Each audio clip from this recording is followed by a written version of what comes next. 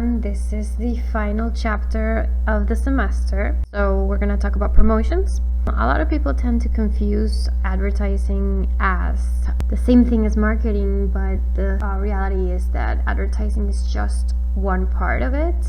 It is the part that we see most, so that is why the confusion may arise. However, as we've discovered throughout the semester, marketing is a lot more than just advertising. What is advertising? It is a paid form of communication from an identifiable source, delivered through a communication channel and designed to persuade the receiver to take some action now or in the future. Advertising is not free and must be carried by some medium, just television, radio, the web, even t-shirts, flyers, sidewalks, billboards. Steps in planning and executing an ad campaign are seen in this slide. This will be covered in the following slides as well.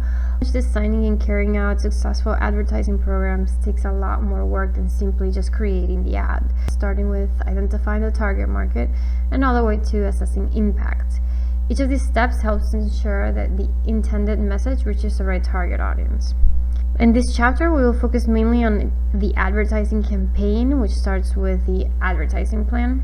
And this is a section of the firm's overall marketing plan that identifies the objectives of the ad campaign and clarifies a strategy to execute and indicates whether the campaign was successful. Identifying the target audience is the first step. Success in an advertising program really depends on how well the advertiser can identify its target audience. So firms conduct research to identify their target audience, then use the information they gain to set the tone for the advertising program and help them select the media they will be used to deliver the message to the audience. The next step is to set advertising objectives. The advertising plan must be specific to the identified target audience and include the strategic objectives and tactics to be used. So we have push strategy and pull strategy. A push strategy is a form of advertising that sends communication to the user, and a pull strategy has the goal of causing prospects to find you when they have an interest. Before, it used to be a lot of push strategy, so you would just be bombarded with ads and the TV and the media. But now it's becoming more of a pull strategy. For example, when you do research, when you're trying to look for a specific, the fact that we have our mobile phones and it's so easy and accessible to find information, it has become more of a pull strategy for advertising companies. In this lecture, we will focus on pull strategies, which have the main goal of getting consumers to pull the product through the marketing channel by demanding it. They can do this by doing research on the product, even online through the use of search engines and keywords. All ads have at least one of the three objectives of advertising, which are inform, persuade, and remind. So when you look at an ad, they're either informing you of a product, what it does, persuading you to try to get you to buy the product, or remind you that the product exists so that it's in your mind. It can be one or a few of these, but next time you see an ad, think of which one it's doing, informing, persuading, or reminding. And then you'll see what I'm trying to get at. Part of the informative advertising is that it creates and builds brand awareness, but it also pushes the consumer through the buying cycle, and it also can be used to inform consumers about upcoming sales, events, or arrival of new merchandise. After the product has been in the product life cycle for a while, reminder advertising is typically used. As you can see, it's less aggressive. It's just showing the brand and reminding the consumers about repurchasing. And this is something that really occurs with products that have gained market acceptance. There's two types of focus advertisements. There's institutional advertisements and product focused advertisements. And most advertising is really product focused. However, companies like ExxonMobil advertise their commitment to the environment, not their products, to inform, persuade, and remind consumers of positive thoughts about the company, which can prompt the purchase of products and services. So why might Exxon be particularly interested in institutional advertising? Well, there's a couple of reasons. Oil and gas companies are often accused of engaging in practices that are harmful to the environment. So it's important for the firm to stress that they are environmentally responsible firm to negate some of this criticism. But also, gas isn't something that you have a particular brand loyal to. You don't really care what company you get your gas from as long as it's cheap, but you don't really tend to care so much which one you get it from. It's more like locational. So if they can differentiate themselves by being a company that does care about the environment, then maybe you might consider more your options before you buy from a certain company or avoid another. The fourth step in planning and executing an ad campaign is conveying the message. So what is the unique selling proposition? The unique selling proposition concept conveys core benefits to the target audience. So the best USPs stand the test of time. So consider examples such as those on this slide. Red Bull, we know that it gives you wings. State Farm, like a good neighbor, State Farm is there. These are slogans that companies really work hard to kind of have it ingrained in your mind, and this way they can convey their message and why they differentiate themselves from the competition. The message is really what is being sent out to the consumer. It is the ad, pretty much. This is a really good example of how a company, a mature product category, brings an ad to life with this creative ad. They're saying that no one grows ketchup like Heinz. And as you can see, the actual bottle looks like tomato slices.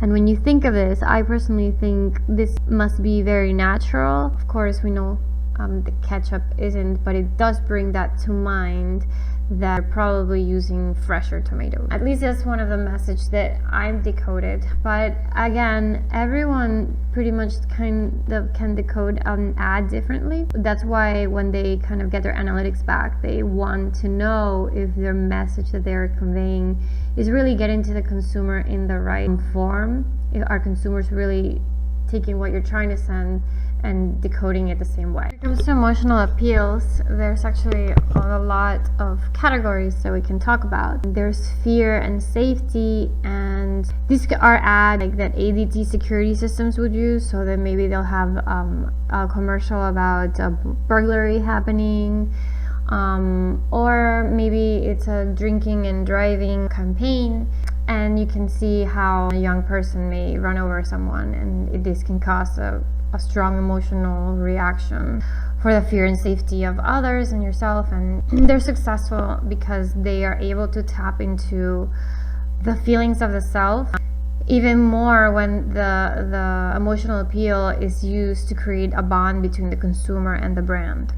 Now, you can think, I'm sure, of many that use humor. There's the ones that use happiness, like Tropicana, love or sex. They can use that in the Axe body spray. They tend to always use those. Maybe some shampoo commercials. And comfort, like Kleenex. And you can even use nostalgia. So you have mass media and niche media. So mass media can reach large amounts of audience, and you typically use this through most channels in the TV or a billboard. Billboards can't really discriminate who they're targeting. It's just anyone that passes by where the billboard is going to see the message. So mass media channels would be billboards, newspapers, magazines, radio, and television, and can reach large amounts of people. And niche media channels, on the other hand, are more selective and don't reach such a large audience. These channels can be unique television shows, such as sports channels. Each medium has its pros and cons. For example, television can reach a lot of people and incorporate sound and video, while in radio you can incorporate video and you do reach a lot of people, and it's relatively inexpensive compared to television, but you only rely on sound. So in radio you hear a lot of jingles and raps and people singing these songs, advertising products, because really they have to go out of the way and use these tactics in order to get your attention. So that's why you hear someone saying like a phone number 10 times, because they really want you to remember it, or a little jingle or a song.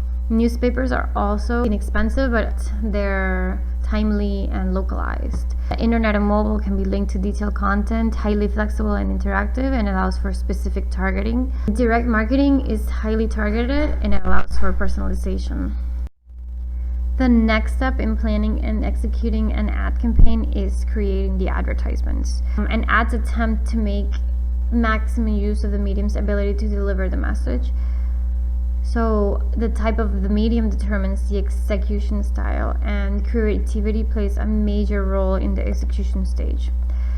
Creativity should not overshadow the message though, and the execution style must match the medium and objectives. So companies use marketing metrics in order to do pre-testing, tracking, and after the ad has been executed in order to see how successful the campaign is, see if there's anything that needs to be changed, and run it again, and track their overall success of the campaign. Advertising regulation exists on federal, state, and local levels, and a host of self-regulatory agencies oversee various forms of advertising.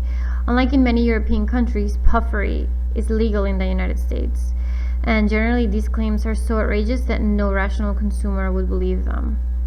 But if you go into the supermarket and you see all these green or labels and then they say organic, it's kind of been an issue that there needs to be more clear definitions of what organic is, because it tends to vary between countries, and the definition allows companies to be able to place it on their ads.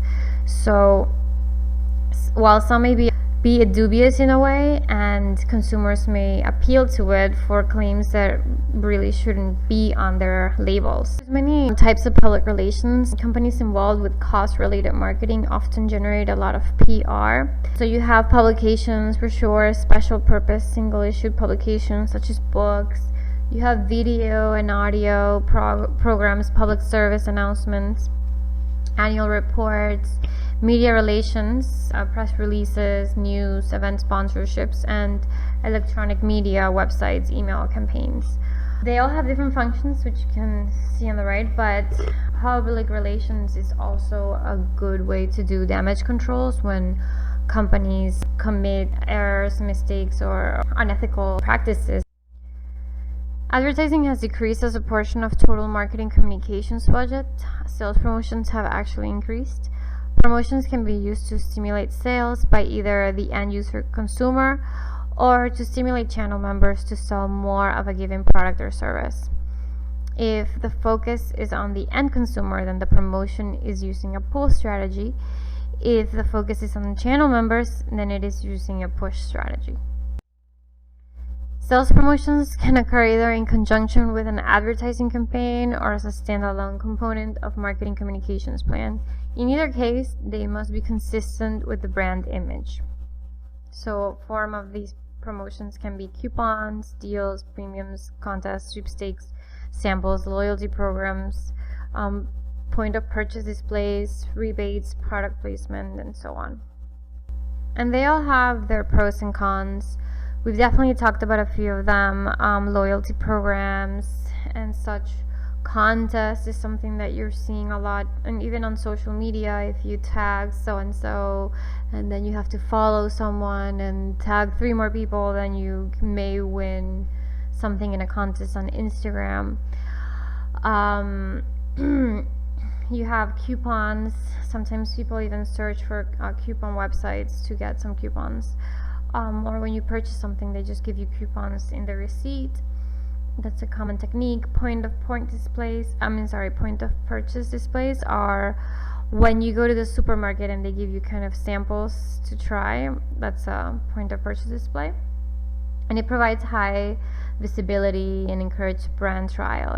It's good, but the disadvantage is that it's localized, and it's very costly to the firm, because at the end of the day it is a one-on-one contact with the consumer. Samples also have a high cost to the firm. Coupons are really low cost.